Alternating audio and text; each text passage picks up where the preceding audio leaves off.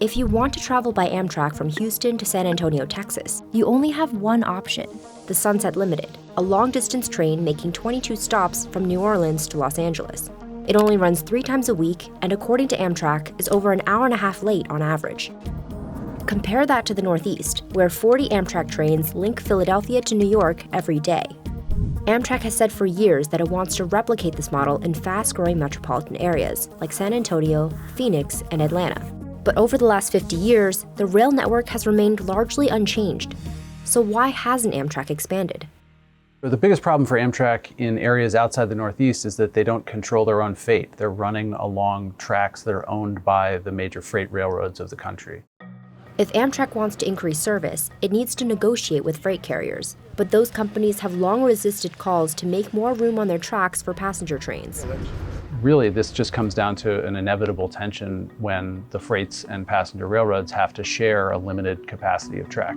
The only area where Amtrak owns most of the tracks is in the Northeast Corridor. For that reason, and because it's much more heavily a passenger corridor, they're able to run a lot more trains much more frequently, and that's why you see the ridership in the Northeast that you don't see in other parts of the country. Amtrak has been renting tracks from freight companies since its inception. That's because freight rail used to move goods and people on its tracks. But by the end of the 1960s, they were running out of money, and they were in particular losing money carrying people. So in 1970, Congress bailed out the railroads and created Amtrak to relieve freights of the obligation to provide passenger rail service. Part of the deal was that freight trains would give Amtrak right-of-way on its tracks. Although the law requires them to get out of the way, in practice they don't.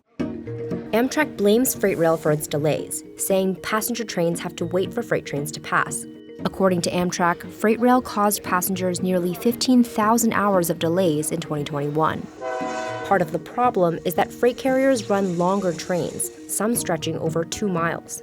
If the train is too long to fit all the way onto that small siding, then you're still going to be in the way of whatever train is behind you. Amtrak says freight rail not only prevents it from operating trains at higher speeds, but also makes it difficult to add more trains by demanding excessive capital investments. The freights and their advocates in Washington can get pretty frustrated about the passenger rail advocates not taking seriously enough the work that they are doing, because so much of the nation's, commodities and goods are moving around on the rails. Privately owned freight companies spend more than $20 billion each year maintaining and improving their tracks, according to the American Association of Railroads, a trade group that includes Amtrak and freight carriers.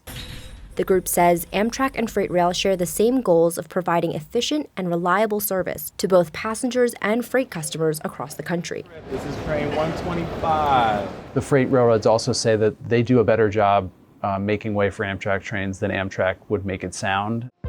But if the law requires freight trains to give priority to Amtrak, why hasn't that been enforced?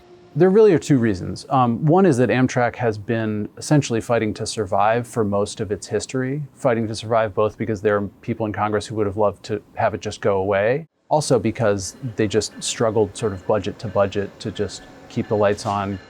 That's partly why Amtrak hasn't bought more tracks from freight railroads, because it would be prohibitively expensive. And also the freight railroads need these networks, so they would not be, in the mood to give up any of this trackage.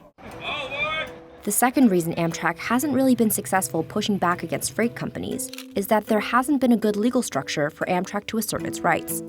There was a railroad regulator called the Interstate Commerce Commission, which was winnowed down and eventually eliminated. The ICC sometimes did take actions to improve passenger traffic, but it was spotty over the history of Amtrak.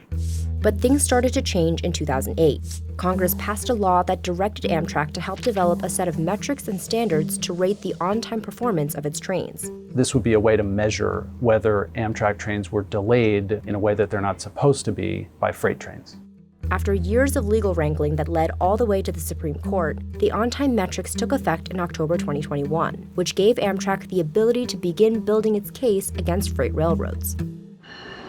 In December 2022, Amtrak filed a complaint against Union Pacific Railroad, its first ever use of the 2008 law. In its complaint, Amtrak seized on that Sunset Limited line, its most delayed route in the country. This is a sign of how aggressive Amtrak is becoming about trying to enforce its rights and being willing to pick a big fight with the freight companies. A Union Pacific spokeswoman said the Sunset route is a critical Union Pacific artery, and it is essential that Union Pacific and Amtrak collaborate to design a schedule that is reasonable and achievable.